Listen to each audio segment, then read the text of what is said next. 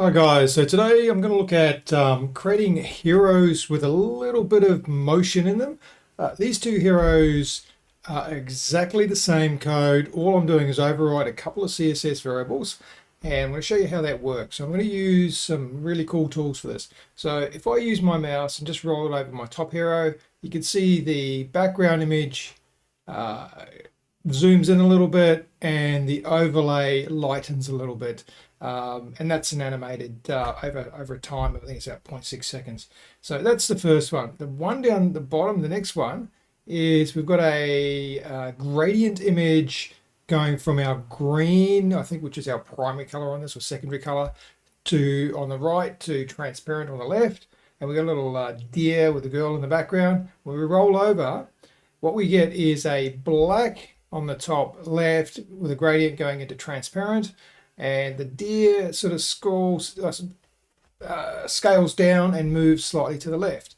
So these two here are exactly the same elements, exactly the same code, just with different CSS variable overrides. So this is an example of what you can do.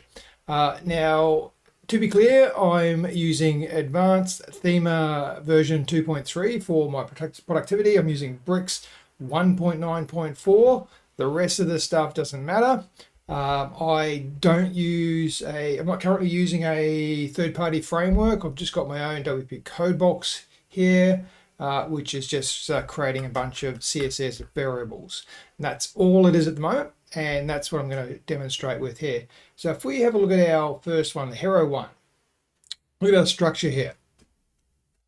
All we have is a section at the top, which I've got some CSS on. And I'm going to show you how to create these really quickly using AT or Advanced Thema. But we've got a hero section, we've got an image, we've got a block, which is I think it's a block, which is an overlay. We call it overlay. We've got a container called wrapper, heading, lead, buttons, and CTA button. All from here down doesn't matter. That's just this content in the middle. We're not doing anything with that just yet. All we're doing is worrying about when we put this BG image here and the overlay, how do they behave? And then how do we get them to change on hover? So heading back to our hero one, checking out the CSS, what we've got here is some custom CSS. So we're targeting from our root, which is our hero one, targeting our overlay. So the overlay element there, we're going to set our background to black, transparent 80. So it's got a 20% opacity, basically, or 80% transparent. 80% opacity, 20% transparency. Got to get in around the right way. So basically, we can barely see the image through the background. That's an easier way of putting it. What I'm then doing is on my hero one, when it is either hovered or focused within, we're going to target the overlay, and we're going to set that background to black trans 30. So we're going to lighten it. So let's say I change that to red. Scroll over there, and then it's just changed to red. Okay. So that's all we have to do here.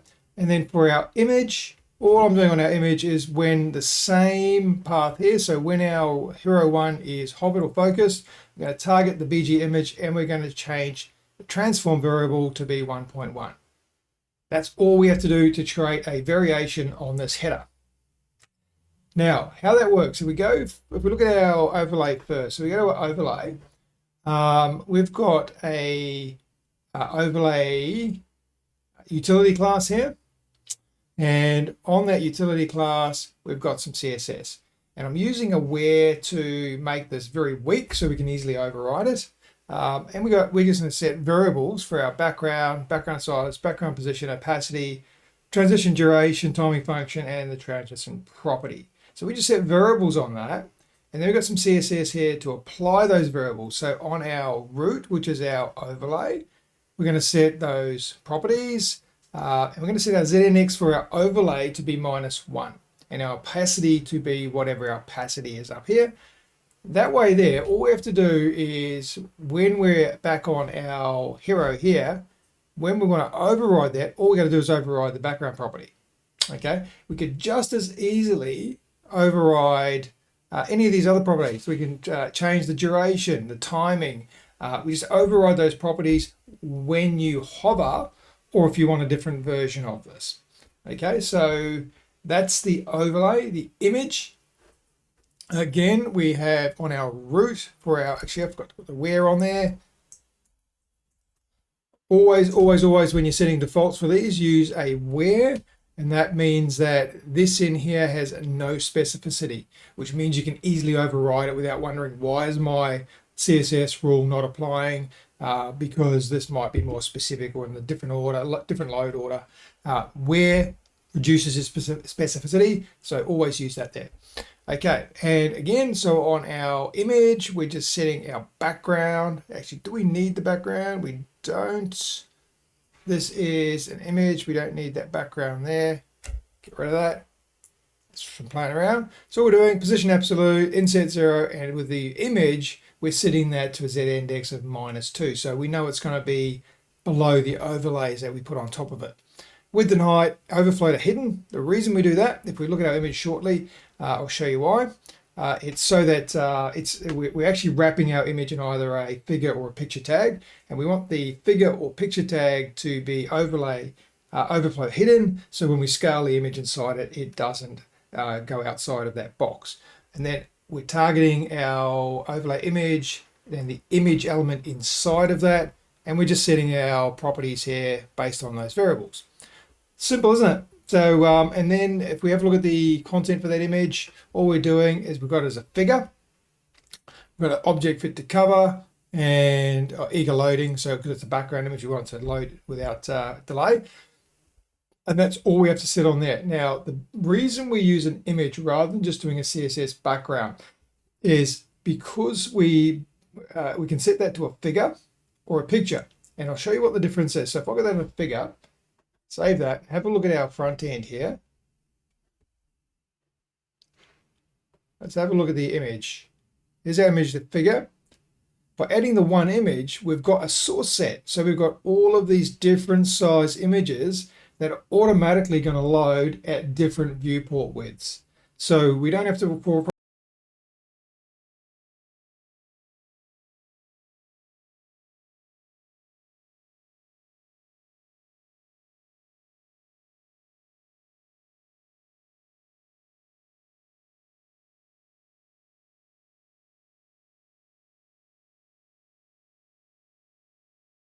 Two or three versions ago, is that you can add some sources. So we can say at the mobile landscape, we want this to be a different image. And maybe it's because of the placement of your images. So for example, if you've got this bird here at mobile, you might want that to be different. So let's say look at what that looks like there. Oh, it doesn't actually show up here. Interesting. Let's save.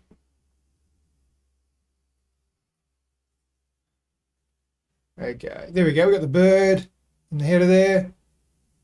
Scale, scale, scale, and we get to our car. So that's something that Bricks have done where if you look at the image, it's now a picture tag. We've got a source at max width 768. We're changing our image.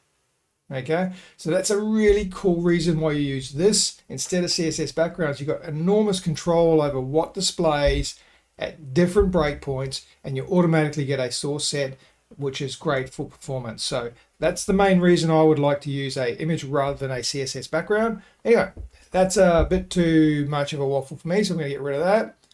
Whoops, not duplicate, we're going to delete. We just want the one figure. So if we just make that a image rather than a figure, so if I get rid of that, this doesn't work anymore. I'm going to show you why.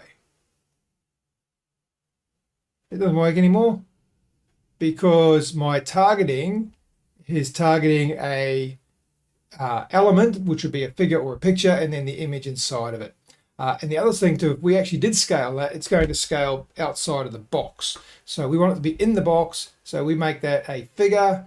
And then if we want to add some different sources at different breakpoints, it will automatically convert that to be a picture tag, and that works beautifully for us. So just save that and just check it. Yep, it's back to working again. All right, now the next one is a little bit trickier. Now, the next one, as you know, as you can see here, we've got a gradient, which is switching from our overlay. One of the problems with transitioning is that you can't transition a background image. and a background gradient, so a linear gradient, conical gradient, whatever you put as a background is rendered as an image by the browser, so it will not transition. So if we try to transition from one gradient to another, you don't get a transition. It just goes from one to the other in an instant, and you don't get any of the smooth transitioning. So to get around that, what we've done in Hero 2 is we have two overlays. So they're exactly the same overlay. Oh, sorry, I forgot to mention one thing. On the top here on the heroes, to make all this work, there's a utility class which I've just called has absolute children.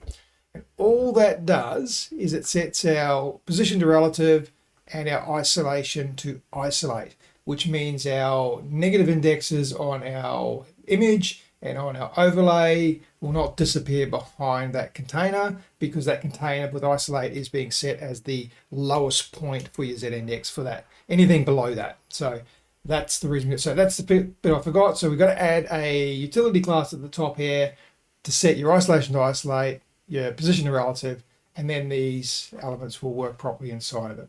So let's have a look at how this works. So on our overlay 1 and overlay 2, they're exactly the same. They're just exactly the same elements. So you can see here, it's just exactly the same element. They're just a duplicate of that. But what we're doing is, because we created a BEM structure, this overlay here also has a Hero 2 element of overlay 1. This one here has a Hero 2 element of overlay 2. So they're both. It's an overlay block, which is a utility, and also a BEM element as well. So how this works, we go back to our hero and have a look at our CSS for our hero here. And we can see basically we're setting defaults for overlay 1 of our transition property is going to be our opacity this time. So basically put one on top of the other, and we're setting our timing function to ease out. We're setting a linear gradient of 120 degrees black. So this is the bottom one. So this is the underneath one, the first one. And these both have a z-index of -2. So the order in the DOM matters. So the one after it will appear on top of the one before it. So this is our one we're hovered. So I'll show you what I mean by that. If I change that to red and then go here, see I've got the red coming up in the background. Oops. Okay, so that's our bottom, and we're going to set our opacity to 0 because we don't want any of that in our normal state. Defaults for overlay 2 is exactly the same, but we've got a linear gradient here going from our secondary dark trans 20 to our secondary dark trans 90. Let's just change that to be transparent. Okay, so we're going from our secondary dark, which is the green, through to being transparent on this side here. So you just create these gradients however you want them. And this one, because this is the one that in our normal state, we want it to be an opacity of 1. So our background gradient is our opacity of 0. Our foreground gradient is the opacity of 1. We're then using that same methodology where we're looking at our root, which is going to be our hero 2, is hover or focus within. We're going to target overlay 1. All right. So again, all of these, because we use the BEM structure, they would have hero 2 _ overlay -1 overlay -2. All right. And what we're doing is saying when we hover or focus within on our overlay 1, instead of a opacity of 0, we want that to go to opacity of 1. And then we do the opposite on overlay 2, and that's what is happening. So basically the top gradient, the overlay 1, is fading from, is coming from being fully transparent to being fully opaque, and the gradient on top is going from being fully opaque to fully transparent in the same animation. Okay, that's it. And then our image, what we've done in the background, so we target our background image, so this image here, and we're setting our initial scale. So the other one at the top here was starting at 100% or a scale of 1, and then scaling up by 1.1. What we're doing with the transform on this one is we're setting the initial scale to 120%, translating the X by 5%, so pushing it to the right. And then when we hover or focus, we set our scale to 1 and our translate X to 0. So that's going to scale down to 100%, and it's going to move from the 5% X to the right. It's going to move back to the left. So you can see a little bit of movement from that little deer coming to the left and scaling back down again. So that's how those two work. So super, super powerful, where you create these properly, and you can create multiple versions of these in a very, very simple way. So how we create another one? Basically, we start with a hero, and let's use a reference up here. And inside that hero, we're going to call it hero 3. And we called the container and the others a wrapper. Okay, typing's not working. Okay, so hero 3 and a wrapper. Inside hero 3, we have a image and we have a block. So let's grab our image and our block. And our image is called, we just add a BG in front of that. Keep everything the same. And our block, we're going to call our overlay. For some reason it's not, and I'm double clicking here, for some reason it's not editing straight away. I'm not sure what's happened there. Maybe it's me. Okay, so we've got basically we've got our background image overlay there, and inside our wrapper, I think we've got a header, we've got a lead, and we've got a block, and then we've got a button inside that block. And this is all the AT stuff, which is just brilliant for speed of doing this sort of stuff here, right? Otherwise, you keep going over the left, finding your elements, you know, dragging them in. This is brilliant, this here. This saves so much time. So that's going to be our buttons. And we'll call that one our CTA button again. All right, so there's our structure. AT, right click on the hero 3, class converter. It's going to create all of these for me, create the classes. Done. All right, now I'm all done with my BEM structure now. So each of these has their own BEM element now based on hero 3. So have a look at our hero 2, and on our hero 2 we have a has absolute children class, which is a utility, so we need to do the same here. Has absolute children. Okay, on our BG image, we've got a class of BG overlay image. We're going to do the same here.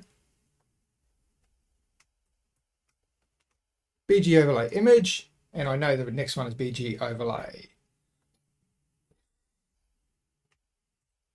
BG overlay block, I called it, sorry. So that's my two there. So now I go to our image, pick an image. What's going on? Okay, let's, in this case here, maybe we'll have these green hills. So there's our image, and we're going to set that to be full. It's already on cover. We're going to set the, what else do we need to set here? Set that to eager. Bricks is doing something funny here. It's not showing it, but it will soon. I'm just going to hit the save. Sometimes we have these rendering issues with Bricks. You hit save, hit reload, and it will work. Definitely not a complaint. I absolutely love Bricks. I think that there are some things that can be improved, but overall, it's just not a builder you can complain about, is it? It's just such a pleasure to work with. So there's our background image there and our overlay all ready to go on our hero 3. We might just call that hero 3 heading 3, and in here, in our heading, in our hero 3, let's set some typography on that. So we'll set that to be white. And in our, oops, and actually got to change that to a heading 1. Here we go. So hero 3, heading 1. Maybe the lead will change as well. Change that to be white with a bit of transparency. Go to a button. Make that button. Make that our accent button. Maybe we've got to change all these colors here, but that's okay. Remove this primary here. You don't have to, but remove that default. And then we've got a hero 3 ready to go, right? But it's not doing anything yet. So if we look at this now on the front end, we're ready to go, right? We've got a hero, and what do we want to happen? Let's say, for example, we want the image to start with being bright and then go to dark. Okay, so we would grab, or go back to our hero 3. I'm going to put a little hint on there to say that's what my CSS is. Okay, so back to hero 1. Let's have a look at that. Let's be sneaky here and just grab the same CSS there. Go to hero 3. Here's our hero 3. How did we end up with that? That's weird. Okay. All right, so what we're going to do on this one is we're going to go, let's pick actually primary.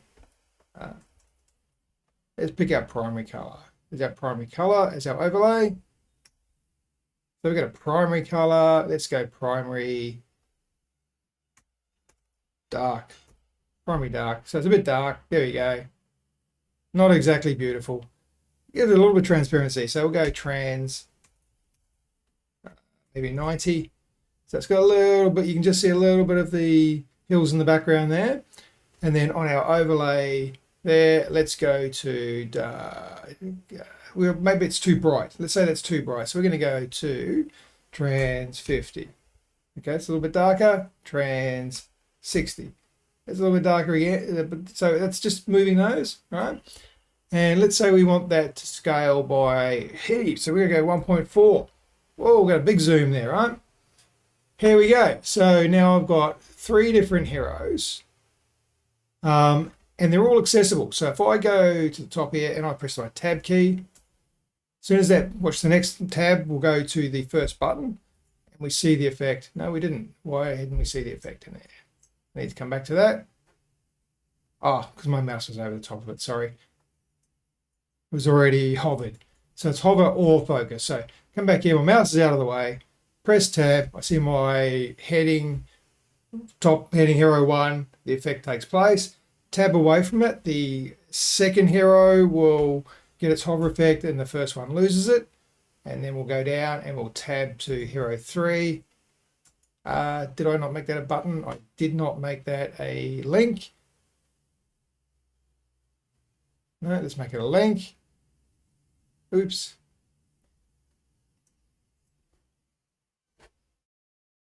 Okay, it's the F5. Okay, so I'm on this button here. And if I tab, I'm now on the other button. So shift tab, goes back. Next one, tab. So my hover effect and focus effect is applying on both. And how cool is that? So my second hero is a very simple structure. All I have on there is 3 CSS rules. One is my default background overlay. The next one is what happens with my overlay when I hover or focus. And the next one is what happens with my image when I hover or focus. Let's go the other way around. Let's go, let's say we'll set the default for our image as being, set our transform scale to 1.4. And we'll come back to 1. So we're doing the opposite. Okay, so back here. Okay, there's my hero 3, tab to my hero 3. Oop. Tab to my hero 3, does the opposite. Okay, so how amazing is that? That's so simple to manage and control. All we need is, what do we got here? We got a utility class on our hero, which is to say we've got absolutely positioned children, which is our background image and our overlay. We've got a utility class on the image itself, and that just tells it that it is a, let me have a look at what we've got on that. I think all we say on there, oh, that's all our transitioning, but that's what the utility class is on there. And then on the overlay, we've got a utility class on the overlay, and that's for animation on there. And the reason we did this as utility classes rather than BEM elements is because we're likely to use the same thing in multiple situations. So this isn't always going to be in hero 1 or hero 2. This could be in a section. This could be in a page header. This could be in anything you like. So because you're going to use the same elements in multiple places, make them a utility class. But the cool thing about CSS is even though this is BG overlay block has those variables, we can also give that a BEM block. In this case, it's a hero3 _ overlay, which is a BEM element. And then we can target that BEM element from our hero3 by just doing root _ overlay, root _ image, BG image, and it works beautifully. So that's my go-to. Hopefully this makes sense, and hopefully you can see some of the really cool things that AT does to make this easy as well. But yeah, this is my go-to. Hopefully you like this sort of thing. Thank you.